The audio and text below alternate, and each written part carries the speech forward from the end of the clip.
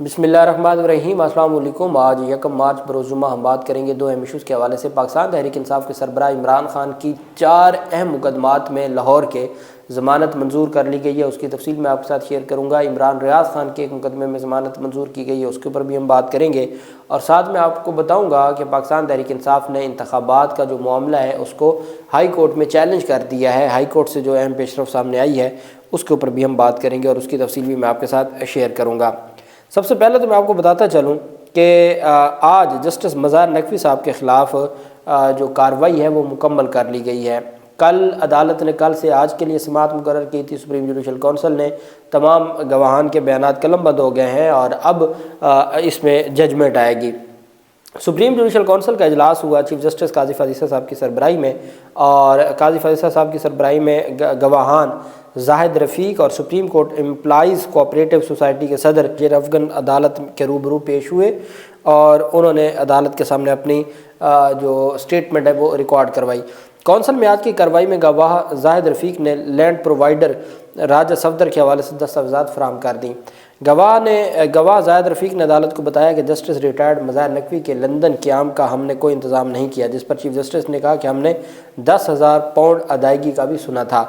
زاہد رفیق کا کہنا تھا کہ ایسی کوئی بات ہمارے ریکارڈ میں نہیں ہے۔ جو مظاہر نقوی کی بیٹی کے لیے لندن میں 5,000 پاؤنڈ ادا کیے گئے تھے۔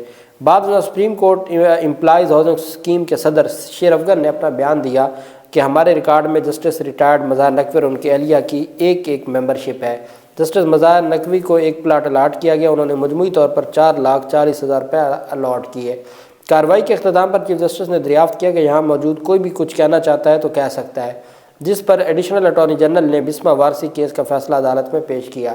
چیف جسٹس نے دریافت کیا کہ کیا کوئی گواہ باقی رہ گیا ہے، تو ایڈیشنل اٹارنی جنرل عامر رحمان نے جواب دیا کہ نہیں سر، تمام گواہان کے بیانات قلم بند ہو چکے ہیں۔ قاضی فاضل عیسیٰ صاحب نے ایڈیشنل اٹارنی جنرل سے مکالمہ کیا کہ آپ کا کام ختم، اب ہمارا شروع ہوتا ہے۔ کونسل دستاویزات اور گواہیوں کا جائزہ لینے کے بعد اپنی رائے دے گی۔ کونسل نے ریمارک دیے کہ جسٹس ریٹائرڈ مظاہر علی اکبر نقوی کونسل کارروائی میں شامل نہیں ہوئے۔ قاضی فاضل عیسیٰ نے کہا کہ جسٹس ریٹائرڈ مظاہر نقوی نے سپریم جوڈیشل کونسل کو خط لکھا ہے۔ جسٹس ریٹائرڈ نقوی نے خط میں کہا ہے کہ وہ جوڈیشل کونسل میں پیش نہیں ہوں گے۔ بعد ازاں کونسل کارروائی کے دوران جسٹس ریٹائرڈ مظاہر نقوی کا 29 فروری کو لکھا گیا خط کا آخری پیراگراف بھی پڑھا گیا۔ قاضی فاضل عیسیٰ صاحب کا کہنا تھا کہ ہم نے جسٹس مظاہر نقوی کی درخواست پر کونسل کی کارروائی اوپن کی تھی۔ اگر جسٹس ریٹائرڈ مظاہر نقوی پیش نہیں ہونا چاہتے تو ہم زبردستی نہیں کر سکتے، ان کو دفاع کا موقع دیا گیا ہے مگر وہ پیش نہیں ہونا چاہتے، اس وجہ سے ہم اس کارروائی کو مکمل کرتے ہیں اور اب ہم فیصلہ سنائیں گے۔ فیصلہ کب سنائیں گے اس کے بارے میں تو عدالت کی جانب سے نہیں کہا گیا، لیکن عدالت نے آج فیصلہ محفوظ کر لیا ہے، اور عدالت اب فیصلہ بہت جلد سنائے گی، اور اس میں فیصلہ کیا آ سکتا ہے اور کس طریقے سے چیزوں کو لے کے چلیں گے وہ بھی ہم دیکھیں گے کہ آئین اور قانون کے مطابق چیزوں کو کیسے آگے بڑھایا جاتا ہے۔ دوسری طرف عمران ریاض خان کی درخواست ضمانت آج منظور ہوئی ہے اینٹی کرپشن کے مقدمہ میں۔ ان کو کرپشن کے ایک مقدمہ میں گرفتار کیا گیا تھا، اور وہ کرپشن کے مقدمہ میں ان کو رہا کرنے کا حکم دے دیا۔ آج بار بار عدالت میں کیس کی سماعت مقرر ہوتی رہی، لیکن وہ پیش نہ ہوئے، ریکارڈ نہیں لے کے آتے تھے، اور عدالت نے پھر بغیر ریکارڈ ہی سماعت کی۔ ریکارڈ اینٹی کرپشن کی جانب سے نہیں پیش کیا جا رہا تھا، اور عدالت نے بغیر ریکارڈ پھر فیصلہ بھی سنایا۔ وہاں سے تو ضمانت منظور ہو گئی، لیکن ان کو ایک نئے مقدمے میں گرفتار کر لیا گیا۔ یہ مقدمہ تب کا ہے جب عمران خان کے وارنٹ گرفتاری جاری ہوئے تھے، اور یہ مارچ کا ہے، میرے خیال میں مارچ 2023 کا۔ اس مقدمے میں جو زمان پارک کے باہر جلاؤ گھراؤ تھا، یہ 9 مئی کے مقدمات نہیں ہیں، یہ پہلے کا مقدمہ ہے، پرانا مقدمہ ہے، اس میں نامزد کر کے گرفتار کر لیا ہے، اور اس پر آج ایک مقدمے سے ضمانت منظور ہوئی، دوسرے مقدمے میں انسداد دہشت گردی عدالت پیش کیا گیا، اور زمان پارک کے باہر پولیس پر حملہ اور سرکاری گاڑیوں کی توڑ پھوڑ کا مقدمہ تھا۔ اس میں پولیس نے عمران ریاض کو جسمانی ریمانڈ کے لیے عدالت میں پیش کیا۔ جج نوید اقبال کی عدالت میں پیش کیا گیا۔ عمران ریاض کی جانب سے بتایا گیا کہ جناب میں، ساری دنیا جانتی ہے، میڈیا سے تعلق رکھتا ہوں، وہاں پر پولیس آپریشن جاری تھا، میں تو وہاں پر جیسے باقی میڈیا کے لوگ اور گاڑیاں موجود تھی، میں تو وہاں اپنی کوریج کے لیے گیا ہوا تھا، میرا کیا لینا دینا ہے جلاؤ گھراؤ میں، کہیں کوئی ایک پتھر میں نے مارا ہو، کہیں کو میں نے آگ لگائی ہے، کوئی تو ثبوت ہو نا. اب کہیں پہ کوئی مسئلہ ہو اور صحافی اگر وہاں پہ گئے اور آپ ان کو گرفتار کر لیں تو یہ تو معاملہ نہیں چلتا. خیر ان کے وکلا بھی پیش ہوئے اور عدالت میں آرگومنٹس ہوئے. عدالت میں ان کے جو جسمانی ریمانڈ کا عدالت کی جانب سے دیا جا رہا تھا اس کو رد کیا گیا اور کہا گیا کہ ان کو جسمانی ریمانڈ نہیں ملنا چاہیے، وکلا کی جانب سے کہا گیا. لیکن عدالت نے 5 روزہ جسمانی ریمانڈ منظور کر لیا. اینٹی کرپشن کی عدالت نے آج ہی 1 لاکھ روپے کے مچلقوں کے عوض ان کی درخواست ضمانت منظور کی ہے، جبکہ دوسری جانب ان کا جو ریمانڈ ہے 5 روزہ ریمانڈ ایک نئے مقدمے میں عدالت نے منظور کر لیا. دوسری طرف پاکستان تحریک انصاف کے جلاؤ گراؤ اور 9 مئی کے مقدمات میں مزید 16 جو ملزمان ہیں اور کارکنان ہیں ان کی ضمانتیں منظور کر لی گئی ہیں انسداد دہشت گردی عدالت کی جانب سے. یہ ایک بڑی پیش رفت سامنے آئی ہے اور عدالت میں 9 مئی سے متعلق جناح ہاؤس جلاؤ گراؤ کے مقدمے میں انسداد دہشت گردی عدالت نے 16 ملزمان کی ضمانت منظور کی ہے. ملزمان میں میاں بلال، عدنان اشرف، محمد خان سمیت 16 افراد شامل تھے. تمام فریقین کے خلاف تھانہ سرور روڈ میں FIR نمبر 96/2023 اس میں مقدمہ درج تھا اور 16 ملزمان کو 10 ماہ سے زائد گزر گئے ہیں. آج ان کو عدالت نے ضمانت پر رہا کرنے کا حکم دیا اور عدالت کی جانب سے کہا گیا ہے کہ آپ مچلقے جمع کروائیں اور آپ کو رہا کیا جاتا ہے. تو یہ بیسیکلی 300-400 کارکنان کی ضمانتوں کی درخواستیں ہیں.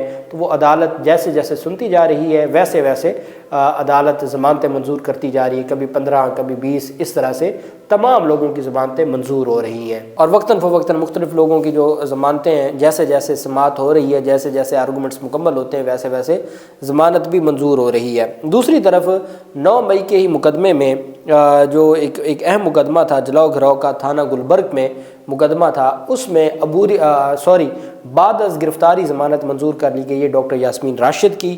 یہ ڈاکٹر یاسمین راشد کی پہلی بعد از گرفتاری ضمانت ہے جو منظور ہوئی ہے. انسداد دہشت گردی عدالت کے جج ارشد جاوید نے ضمانت منظور کی ہے. عدالت نے یاسمین راشد کو 5 لاکھ روپے کے مچلقوں کے عوض رہا کرنے کا حکم دے دیا. یاسمین راشد دیگر مقدمات میں گرفتاری کے باعث رہا نہیں ہو سکیں گی اور ان کی مختلف ضمانت کی درخواستوں پر پینڈنگ پڑا ہے معاملہ. ہائی کورٹ میں بھی کچھ مقدمات میں سپریم کورٹ میں بھی معاملہ گیا ہوا ہے. یاسمین راشد کو ابتدائی طور پر 12 مئی 2023 کو جو 3 MPO میں گرفتار کیا گیا تھا.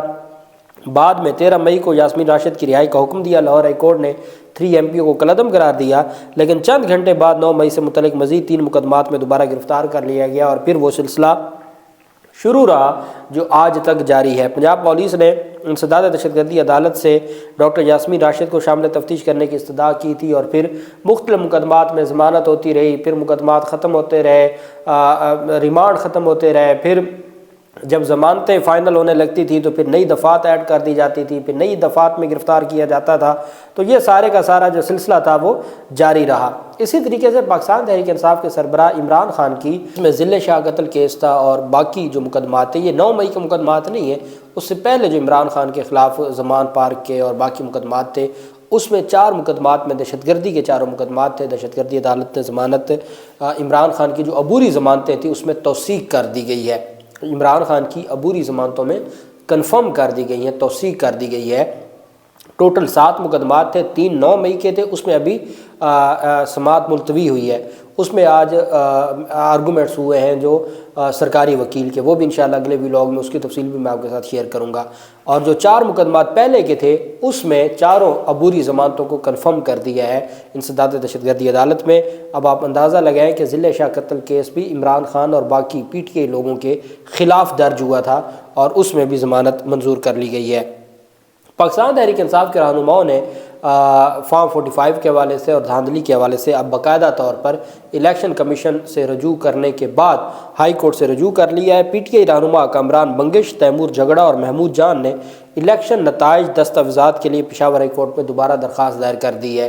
انہوں نے پہلے فارم 45 کی مصدقہ کاپیز مانگی تھیں ریٹرننگ افسر سے. ریٹرننگ افسر نے ان کی درخواست خارج کر دی کہ اب معاملہ الیکشن کمیشن میں ہے، آپ جائیں الیکشن کمیشن کے پاس. الیکشن کمیشن کے پاس گئے، انہوں نے کہا پہلے آپ ہمیں ہماری مصدقہ کاپیاں تو دیں، اس کے بعد اور کوئی بات سنیں گے۔ ان کے پاس اپنی کاپیز موجود ہیں، لیکن یہ اٹیسٹڈ کاپی مانگنا چاہتے تھے، جو ان کو نہ الیکشن کمیشن سے ملی، نہ ریٹرننگ افسر سے ملی۔ اب ان رہنماؤں نے، جو پشاور سے پاکستان تحریک انصاف یہ الیج کرتی ہے کہ ان کے اہم رہنماؤں کو ہرایا گیا ہے، جہاں جو سابق رہنما ہے پاکستان تحریک انصاف کے منحرف رہنما نور عالم خان جیسے ان لوگوں کو جتوایا گیا ہے جن کا کوئی وہاں پر پبلک میں نام و نشان نہیں تھا، لیکن ان کو جتوایا گیا ہے۔ اس بنیاد پر پاکستان تحریک انصاف اصل جو مصدقہ کاپیز مانگ رہی تھی جو ان کو نہیں دی گئی، تو انہوں نے یہ معاملہ ہائی کورٹ میں چیلنج کیا ہے۔ کامران بنگش، تیمور جھگڑا اور محمود جان کو تمام دستاویزات سے محروم رکھا گیا ہے۔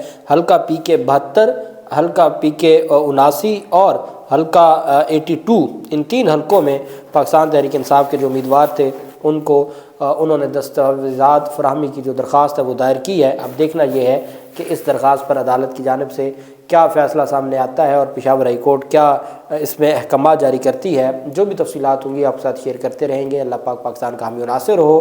بہت شکریہ۔ اللہ حافظ۔ پاکستان زندہ باد۔